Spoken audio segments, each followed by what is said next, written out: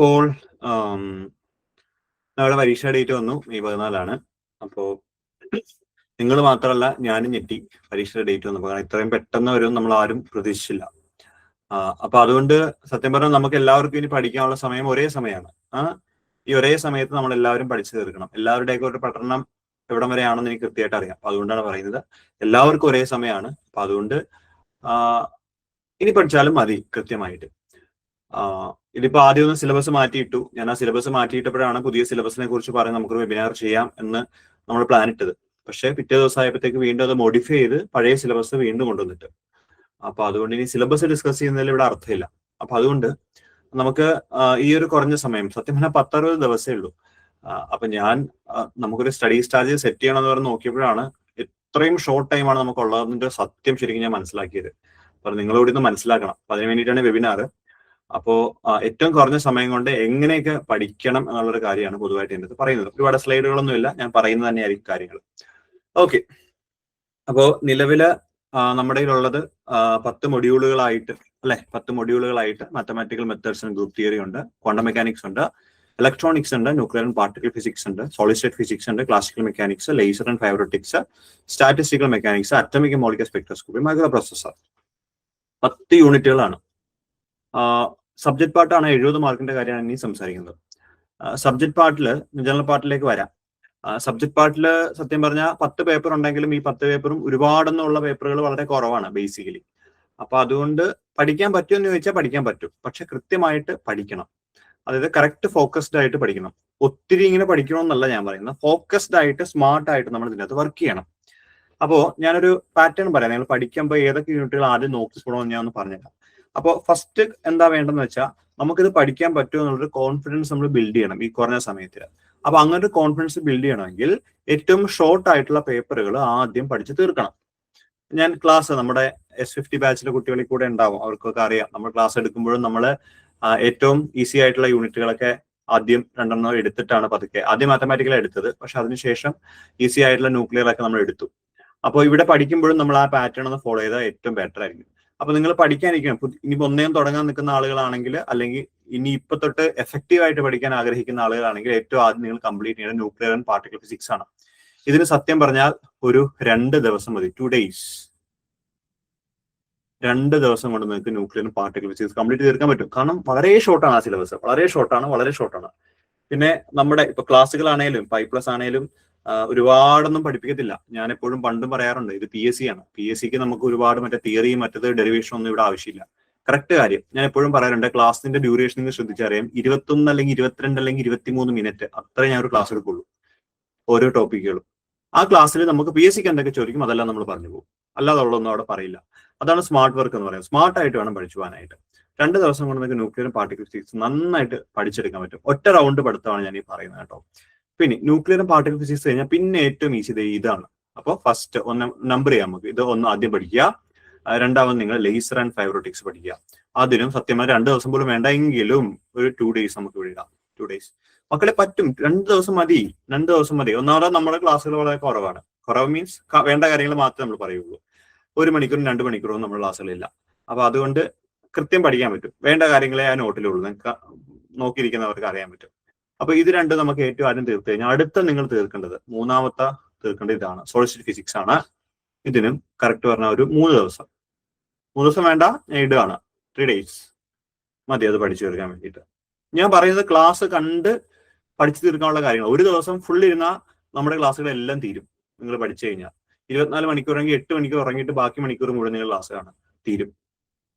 Okay, അതാണ് നിങ്ങൾ മൂന്നാമതായിട്ട് പഠിക്കേണ്ടത്. ആ ഒരു പോർഷനാണ് സോളിഡ് സ്റ്റേറ്റ് ഫിസിക്സ്. നമ്മുടെ ക്ലാസ്സുകൾ നാളെ, സോളിഡ് സ്റ്റേറ്റ് ഫിസിക്സിന്റെ ക്ലാസ്സുകൾ നാളെ മുതൽ അപ്ലോഡ് ചെയ്ത് തുടങ്ങും. നാളെ കൊണ്ട് തന്നെ ഒരുവിധം എല്ലാ ക്ലാസ്സുകളും നമ്മൾ അതിനകത്ത് അപ്ലോഡ് ചെയ്യും കേട്ടോ. അപ്പോൾ നമ്മുടെ കുട്ടികൾ S50കാരോടും നമ്മുടെ കുട്ടികളോട് ഞാനത് മെസ്സേജ് ഇടുന്നുണ്ട്. നമ്മൾ സോളിഡ് സ്റ്റേറ്റ് വേഗം തുടങ്ങും. ബാക്കി ക്ലാസിക്കൽ നാളെ കംപ്ലീറ്റ് അപ്ലോഡ് ചെയ്യും. ഓക്കെ, ശരി. അപ്പോൾ ഇത് ഇത്രയും തീർക്കുക. അതിനുശേഷം 4ാമത് വരേണ്ട ഇലക്ട്രോണിക്സിലേക്കാണ് നിങ്ങൾ വരേണ്ടത്. ഇലക്ട്രോണിക്സ് കമ്പാരിറ്റീവ്ലി ഈസിയാണ്. ഒപ്പാകുമ്പോൾ അങ്ങനെയുള്ള കുറച്ച് കാര്യങ്ങൾ മാത്രമേ ഉള്ളൂ. ഇതിനും ഒരു 3 days 3 days നിങ്ങൾക്ക് എടുക്കാം. 3 ദിവസം കൊണ്ട് അത് പഠിച്ചെടുക്കാം. അപ്പൊ 4ാമത്തെ മൊഡ്യൂൾ നമ്മൾ പഠിച്ചു തീർക്കും. ഓക്കെ, അത് കഴിഞ്ഞാൽ പിന്നെ പഠിക്കേണ്ട കാര്യം ഇതാണ്. 5ാമത് പഠിക്കുന്നത് മൈക്രോ പ്രോസസർ ആണ്. 5ാമത് നമ്മൾ മുഴുവൻ ക്ലാസ്സുകളിലും വെച്ചിട്ടുണ്ട്. ഇതിനൊരു 3 days എടുക്കാം നമുക്ക്. വനിതാ മിസ്സിന്റെ ക്ലാസ്സുകളാണ്, ഞാനല്ല. എന്നേക്കാൾ എക്സ്പേർട്ട് ആയിട്ടുള്ള ടീച്ചറാണ് നമ്മുടെ ക്ലാസ്സിൽ എടുത്തു വെച്ചിരിക്കുന്നത്. അതും ഇതുപോലെ കറക്റ്റ് എന്താണോ PSCക്ക് വേണ്ടത് അത് അതേ സാധനം. കാരണം മൈക്രോപ്രോസസർ അരക്കി അലച്ചു കലക്കി കുടിച്ചിരിക്കുന്ന ആളാണ് നമ്മുടെ ടീച്ചർ. അപ്പൊ ടീച്ചറിന് അറിയാം എന്തൊക്കെ വേണം എന്തൊക്കെ വേണ്ട എന്നുള്ളത്. നല്ല ക്ലാസ് എന്ന് വെച്ചാൽ അടിപൊളി ക്ലാസ് ആണ് ടീച്ചറിന്റെ. എല്ലാ കുട്ടികളും നമുക്ക് ഫീഡ്ബാക്ക് പറയുന്ന ഒരു കാര്യമാണ് മറ്റേ ടീച്ചറിന്റെ ക്ലാസ്സിനെ കുറിച്ചാണ് എപ്പോഴും എല്ലാവരും പറയുന്നത്. അപ്പൊ അതുകൊണ്ട് ഞാൻ അത്രയും കോൺഫിഡൻറ്റ്. ഞാനിപ്പോൾ എന്റെ പിള്ളേരോട് പറയാറുണ്ട് എന്റെ പിള്ളേർക്ക് കിട്ടുന്നത് ഏറ്റവും മികച്ചതാണോ എന്നുള്ളത്. അപ്പൊ മൈക്രോപ്രോസസർ കഴിഞ്ഞ HSSTക്ക് ഞാൻ എടുത്തിട്ടത്, പക്ഷേ എനിക്ക് തോന്നി കുറച്ചുകൂടെ ബെറ്റർ ആക്കണമെന്ന്. അപ്പോൾ എന്നെ പഠിപ്പിച്ച ടീച്ചറാണ് വനിത ടീച്ചർ, ശരിക്കും പറഞ്ഞാൽ എന്നെ പഠിപ്പിച്ചിട്ടുണ്ട് ടീച്ചർ. അപ്പോ ഞാൻ ടീച്ചറിനോട് വർക്ക് ചെയ്തിട്ടുണ്ട്. അപ്പോൾ ടീച്ചറാണ് ക്ലാസ്സിൽ എടുത്തിരിക്കുന്നത്. അതുകൊണ്ട് അത്രയും കോൺഫിഡന്റ് ആയിട്ട് പറയുന്നത്. വളരെ കുറഞ്ഞ ക്ലാസ്സുകളിൽ ഏറ്റവും എഫക്റ്റീവ് ആയിട്ട് മൈക്രോ പ്രോസസ്സറും 8085 മൈക്രോ കൺട്രോളറും നന്നായിട്ട് പഠിച്ചിട്ടുണ്ട് ടീച്ചർ. അപ്പോൾ 5ാമതായിട്ട് തീർക്കുക. ഈ 5 യൂണിറ്റ് നിങ്ങളിപ്പോ ഒരു 3, 3, 26, 3, 9, 12, 13 ദിവസം കൊണ്ട് 13 ദിവസം കൊണ്ട് നിങ്ങൾ 5 യൂണിറ്റ് തീർത്ത് കഴിഞ്ഞാൽ നിങ്ങൾ കോൺഫിഡന്റ് ആകുക എന്നുള്ളതാണ് മനസ്സിലാക്കേണ്ടത്. അത് 5 യൂണിറ്റ് നിങ്ങൾ തീർക്കും ഈ 13 ദിവസം കൊണ്ട്. മനസ്സിലാക്കി തീർക്കാൻ എന്ന് വിചാരിച്ചാൽ തീർക്കാൻ പറ്റും. കാരണം ഇത് പഠിപ്പിച്ച ആളാണ് ഞാൻ ഈ പറയുന്നത്. അത്രയും ഉള്ളൂ അത്. ഓക്കെ, ഇപ്പോഴും വിശ്വാസമില്ലാത്ത ആളുകളുണ്ട്. പക്ഷെ നിങ്ങൾ ഒരു യൂണിറ്റ് ഒന്ന് ഈ ദിവസം കൊണ്ടൊന്ന് കംപ്ലീറ്റ് ചെയ്യാൻ നോക്കിയേ, പിന്നെ നിങ്ങൾ പറക്കും. അതാ ഞാൻ പറയുന്നത് കേട്ടോ. അപ്പൊ ഇത്ര 5 തീർത്ത് കഴിഞ്ഞാൽ നമ്മളൊന്ന് കോൺഫിഡന്റ് ആവും. പിന്നെ നമ്മൾ നേരെ വരേണ്ടത് ഇങ്ങോട്ടാണ് വരേണ്ടത്. മാത്തമാറ്റിക്കൽ മെത്തേഡ്സ് ആൻഡ് ഗ്രൂപ്പ് തിയറിയിലേക്ക് വരിക. ഇത് 6ാമത്തെ യൂണിറ്റ് ആയിട്ട് നിങ്ങൾ പഠിക്കണം. ഇതിനും 3 ദിവസം മതി. കാരണം ഇവിടെയും കുറച്ച് ടോപ്പിക്കുകൾ, ഇവിടെ ബുദ്ധിമുട്ട് വരുന്ന സ്പെഷ്യൽ ഫംഗ്ഷന്റെ കുറെ കാലം കാണാതെ പഠിക്കേണ്ടതാണ്. PSC പഠിക്കുന്നവർക്ക് കാണാതെ പഠിക്കണമെന്ന് വലിയ ബുദ്ധിമുട്ടുണ്ടാവില്ല, അത് കാണാതെ പഠിക്കണം. 6ാമത്തെ യൂണിറ്റ് നമുക്ക് അവിടെ കവർ ചെയ്ത് പോകാൻ പറ്റും. അത് കഴിഞ്ഞ് പിന്നെ നേരെ വരേണ്ട 7ാമത്തായിട്ട് പഠിക്കേണ്ടത് ഇതാണ്, ക്ലാസിക്കൽ മെക്കാനിക്സ്. ഇതിനും 3 ദിവസം എടുക്കാം, 3 days എടുക്കാം. ഓക്കെ, അത് കഴിഞ്ഞാൽ പിന്നെ പഠിക്കേണ്ടത് ക്വാണ്ടം മെക്കാനിക്സ് ആണ്. 8ാമതായിട്ട് പഠിക്കേണ്ടത് ക്വാണ്ടം മെക്കാനിക്സ് ആണ്. ഇതിന് ഒരു 4 ദിവസം നിങ്ങൾ പഠിച്ചോളൂ. കാരണം കുറച്ച് പഠിക്കാനുണ്ട് അതിൻ്റെ അകത്ത്, അതുകൊണ്ടാണ്. പിന്നെ സ്റ്റാറ്റിസ്റ്റിക്കൽ മെക്കാനിക്സിനും ഒരു 3 ദിവസം, 3 days വേണം. അത് എത്രാമത് പഠിക്കേണ്ടത്? 9ാമത് പഠിക്കേണ്ടത്. 10ാമത് പഠിക്കേണ്ടതും അറ്റോമിക് മോളിക്യൂലർ സ്പെക്ട്രോസ്കോപ്പിയാണ്. ഇതിനും 3 days ആണ് വേണ്ടത്. ഞാൻ ഈ സ്റ്റാറ്റിസ്റ്റിക്കൽ മെക്കാനിക്സും അറ്റോമിക് മോളിക്യൂലർ സ്പെക്ട്രോസ്കോപ്പി അവസാനം പഠിക്കാൻ പറയാൻ കാരണം നമ്മൾ നോർമലി പഠിക്കുന്നതല്ലാതെ കുറച്ച് വ്യത്യാസത്തിലാണ് അത് എല്ലാം പഠിക്കേണ്ടത്. കാരണം നമ്മൾ ബേസിക് ആയിട്ടുള്ള കാര്യങ്ങൾ അവിടെ കമ്പാരിറ്റീവ്ലി കുറവാണ്. അതിനുശേഷമുള്ള കാര്യങ്ങളാണ് കൂടുതൽ അതിൻ്റെ അകത്ത് കിടക്കുന്നത്. ഓക്കെ, അപ്പൊ അതുകൊണ്ട് മാത്രമാണ് ഞാൻ അത് അവസാനം പഠിക്കണം എന്ന് പറയുന്നത് കേട്ടോ. അതുകൊണ്ടാണ് 9ഉം 10ഉം ഇത് രണ്ടും അവസാനം പഠിക്കാൻ പറയുന്നത്. അത് ചെറിയ യൂണിറ്റുകളാണ്, പക്ഷെ നമുക്ക് ദഹിക്കാത്ത കുറച്ച് കാര്യങ്ങൾ, ഡെസ്ലാൻഡ് ടേബിൾ പോലെയുള്ള കുറച്ച് ദഹിക്കാത്ത കുറച്ച് കാര്യങ്ങൾ ഇതിനകത്തുണ്ട്. അപ്പൊ അതുകൊണ്ടാണ് ഞാൻ അവസാനം പഠിക്കാൻ പറയുന്നത്, അല്ലാതെ പാടായിട്ട് പഠിക്കാൻ പറയുന്ന കാര്യങ്ങളല്ല അത് കേട്ടോ. അപ്പൊ ഇത് ശരിക്കും പറഞ്ഞാൽ ഒരു 30 ദിവസം, 30 days, ഒരു 30 ദിവസം കൊണ്ട് നിങ്ങൾക്ക് പഠിച്ചു തീർക്കാം. മനസ്സിലായോ? 30 ദിവസം കൊണ്ട് പഠിച്ചു തീർക്കാൻ പറ്റും ഇത്രയും കാര്യങ്ങൾ. പക്ഷെ നിങ്ങളിപ്പോ എന്താണോ ചെയ്തുകൊണ്ടിരിക്കുന്ന ആ കാര്യങ്ങളെല്ലാം തൽക്കാലത്തേക്കൊന്ന് നിർത്തണം. ഞാൻ പറയുന്നത് വളരെ സീരിയസ് ആയിട്ടാണ്. അതായത് ഇപ്പോ എന്തെങ്കിലും ചെറിയ രീതിയിൽ വർക്ക് ചെയ്യാൻ പോകുന്നവരൊക്കെ ആണെങ്കിൽ തൽക്കാലം എങ്ങനെയെങ്കിലും ഒന്ന് ഒഴിവാക്കാൻ നോക്ക്. പക്ഷെ അങ്ങനെ ഒഴിവാക്കുമ്പോഴും മനസ്സിൽ കോൺഫിഡന്റ് ആയിരിക്കണം. മെയിൽ ഇപ്പം നടക്കുന്ന പരീക്ഷയ്ക്ക് നന്നായിട്ട് എഴുതുമെന്നും ഇനി എനിക്ക് ആ ജോലിക്ക് പോകേണ്ടി വരില്ല എന്നും നന്നായിട്ട് പഠിക്കാൻ പറ്റും എന്നുള്ളത്. ഇനി ഗവൺമെന്റ് സർവീസിലുള്ളവരാണെങ്കിൽ നിങ്ങൾ ശമ്പളം ഇല്ലാത്ത ലീവ് എടുക്കാൻ പറ്റുമെങ്കിൽ ശമ്പളം ഇല്ലാത്ത ലീവ് തന്നെ എടുത്തോ, ഒന്നും നോക്കണ്ട. മനസ്സിലായോ? കാരണം ഇതൊരു അവസരമാണ്, ചാൻസ് ആണ്, കളയാൻ പാടില്ല. ഈ ഇത്രയും നിങ്ങൾ 30 ദിവസങ്ങൾ പഠിക്കുക. ഒരുപക്ഷെ ഇതിന്റെ ഒരു 70% നിങ്ങൾക്ക് പഠിക്കാൻ പറ്റുന്നുണ്ടാവുള്ളൂ, കുഴപ്പമില്ല. വീണ്ടും ഒരു 5 ദിവസം 6 ദിവസം അഡീഷണൽ എടുത്തോ. എന്നിട്ട് ഒരു 35 days കൊണ്ട് നിങ്ങൾ തീർക്കാൻ നോക്കും. തീരാത്ത ടോപ്പിക്കുകൾ ഒരു 5 ദിവസം അഡീഷണൽ ഇട്ട് അന്ന് തീർക്കാൻ നോക്കും. അപ്പൊ ഒരു 35 ദിവസത്തിൽ നമുക്ക് ഇത് തീർക്കാൻ പറ്റും ഇത്രയും കാര്യങ്ങൾ. മനസ്സിലായോ?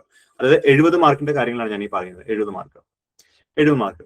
ഇനി നമ്മുടെ ജനറൽ പേപ്പറിന്റെ അകത്തേക്ക് വന്നു കഴിഞ്ഞാൽ ജനറൽ പേപ്പറിൽ നമുക്കറിയാം ഭരണഘടന അല്ലെ, ഭരണഘടന 5 മാർക്കിനുണ്ട് അല്ലെ. ഭരണഘടന കോൺസ്റ്റിറ്റ്യൂഷൻ 5 മാർക്കിന് വരുന്നുണ്ട് അല്ലെ. പിന്നെ 5 മാർക്ക് സോഷ്യൽ വെൽഫെയർ സ്കീംസ് 5 മാർക്കിന് വരുന്നുണ്ട്. പിന്നെ ടീച്ചിങ് ആപ്റ്റിറ്റ്യൂഡ് അല്ലെ, പിന്നെ 5 മാർക്ക് റിസർച്ച് ആപ്റ്റിറ്റ്യൂഡ്. പിന്നെ നവോത്ഥാനവും കറണ്ട് അഫയേഴ്സും കൂടിയിട്ട് ഒരു 10 മാർക്കിനും വരുന്നുണ്ട്. ഇങ്ങനെയാണ് 30 മാർക്ക് വരുന്നത്. നിങ്ങളെ സംബന്ധിച്ചിടത്തോളം ഈ 15 മാർക്ക് ഈസി ആയിട്ട് പഠിച്ചെടുക്കാൻ പറ്റും.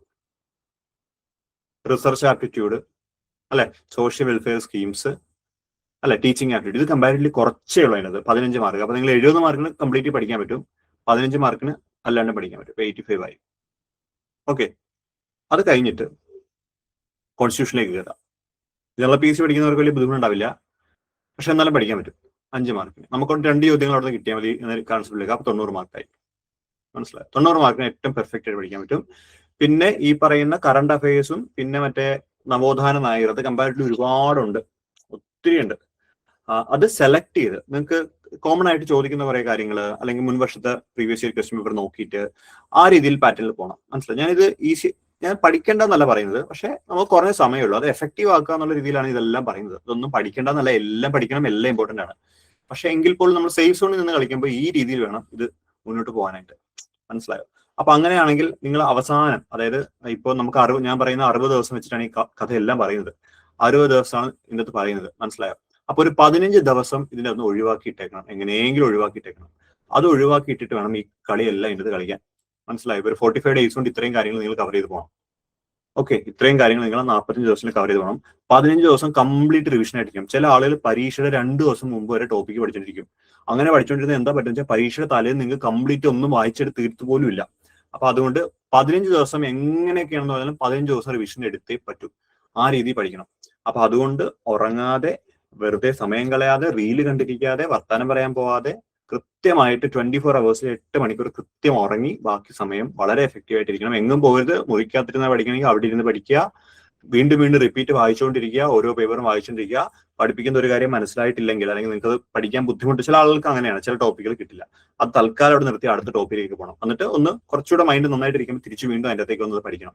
അങ്ങനെയാണ് പോകേണ്ടത്. അപ്പൊ നമ്മളിപ്പോൾ I+ എനിക്ക് തോന്നുന്നു ഒരു 2-3 ദിവസത്തിനുള്ളിൽ മുഴുവൻ ടോപ്പിക്കുകൾ നമ്മൾ അപ്ലോഡ് ചെയ്യും ക്ലാസ്സുകൾ. എന്നിട്ട് കൂടുതൽ വേണ്ടി നമ്മൾ ക്വസ്റ്റ്യൻ പേപ്പറിന്റെ ഡിസ്കഷൻ ആണ് പോകുന്നത്. കൂടുതലും ക്വസ്റ്റ്യൻ പേപ്പർ ഡിസ്കഷനും ക്വസ്റ്റ്യൻ പ്രാക്ടീസ് വർക്കൗട്ടും.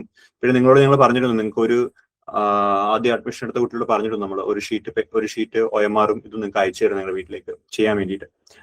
അപ്പോ അങ്ങനെയുള്ള കാര്യങ്ങളൊക്കെയാണ് ഇപ്പൊ പ്ലാൻ ചെയ്യുന്നത്. അപ്പൊ ഇന്നിപ്പോ ഇനി ഒരു SFT-യുടെ ലൈവ് ഉണ്ട് രാത്രി 8:30. ക്ലാസിക്കൽ മെക്കാനിക്സ് ആണ് നമ്മൾ പറഞ്ഞിരിക്കുന്നത്. അപ്പോൾ അത് ഉണ്ട്. പിന്നെ ഇനിയിപ്പോ മിക്കവാറും ഒരു 2 ദിവസം ഇടവിട്ട് ലൈവ് ക്ലാസ്സുകൾ ചെയ്യാനാണ് ഞാൻ പ്ലാൻ ചെയ്യുന്നത്. റിവിഷൻ എന്ന രീതിയിൽ ബാക്കിലോട്ട് നമ്മൾ 5 യൂണിറ്റ് കംപ്ലീറ്റ് റിവൈസ് ചെയ്താണ് നിൽക്കുന്നത് ഇപ്പൊ കറന്റ്ലി. അപ്പൊ അതുകൊണ്ട് കൃത്യമായിട്ട് പഠിക്കണം. നിങ്ങൾ ഈ കോൺഫിഡൻസ് കളയുന്ന പരിപാടി ഒന്നും വേണ്ട. എല്ലാവർക്കും ഒരേ സമയമാണ്, നിങ്ങൾക്ക് മാത്രമല്ല എല്ലാവർക്കും ഒരേ സമയമാണ്. പിന്നെ അതാണ് ഒന്നാമത്തെ കാര്യം നിങ്ങളോട് പറയാനുള്ളത്. രണ്ടാമത്തെ കാര്യം എന്ന് വെച്ച് കഴിഞ്ഞാൽ, അയ്യോ ഇതൊക്കെ എനിക്ക് പഠിച്ചെടുക്കാൻ പറ്റൂ എന്നൊരു ടെൻഷൻ വേണ്ട. കാരണം നമ്മൾ ആ രീതിയിലാണ് ഈ കണ്ടന്റ് ചെയ്ത് വെച്ചിരിക്കുന്നത്. നമ്മുടെ ക്ലാസ്സിൽ ചേർന്നവരുണ്ടെങ്കിൽ ഇന്നത്തെ അവർക്ക് അറിയാം ആ രീതിയിലാണ് ഇതെല്ലാം ചെയ്തു വെച്ചിരിക്കുന്നത്. അപ്പൊ അതുകൊണ്ട് സമയമുണ്ട് മീൻസ് ഈ സമയം കൊണ്ട് തന്നെ മുഴുവൻ ടോപ്പിക്കും നിങ്ങൾക്ക് ക്ലാസ് കണ്ട് പഠിച്ചു പോകാനുള്ള സെറ്റപ്പ് ഇതിനകത്തുണ്ട്. യാതൊരുവിധ ബുദ്ധിമുട്ടും ഉണ്ടാവില്ല. കാരണം നോട്ടൊക്കെ ആണെങ്കിൽ വളരെ ഷോർട്ടാണ്, ഒത്തിരി എഴുത്തൊന്നും ഒന്നിന്റെ അകത്തും ഇല്ല. അതാണ്. പിന്നെ പറയാനുള്ള കാര്യം എന്ന് വെച്ചാൽ, നിങ്ങൾ പഠിക്കുന്ന സമയത്ത് തന്നെ മാക്സിമം MCQs നോക്കുക. പിന്നെ പഴയ പ്രീവിയസ് ഇയർ ക്വസ്റ്റ്യൻ പേപ്പർ എടുത്ത് വെച്ചിട്ട് ഇത് അവിടെ ചോദിച്ചിട്ടുണ്ടോ എന്ന് നോക്കുക. നിങ്ങൾക്ക് ആ ചോദ്യം ചെയ്യാൻ കിട്ടുന്നുണ്ടോ എന്നൊന്ന് ആലോചിക്കുക. ചിലതൊന്നും കിട്ടുന്നുണ്ടാവില്ല, അതങ്ങ് വിട്ടേക്കുക, അടുത്തത് നോക്കുക. മനസ്സിലായോ?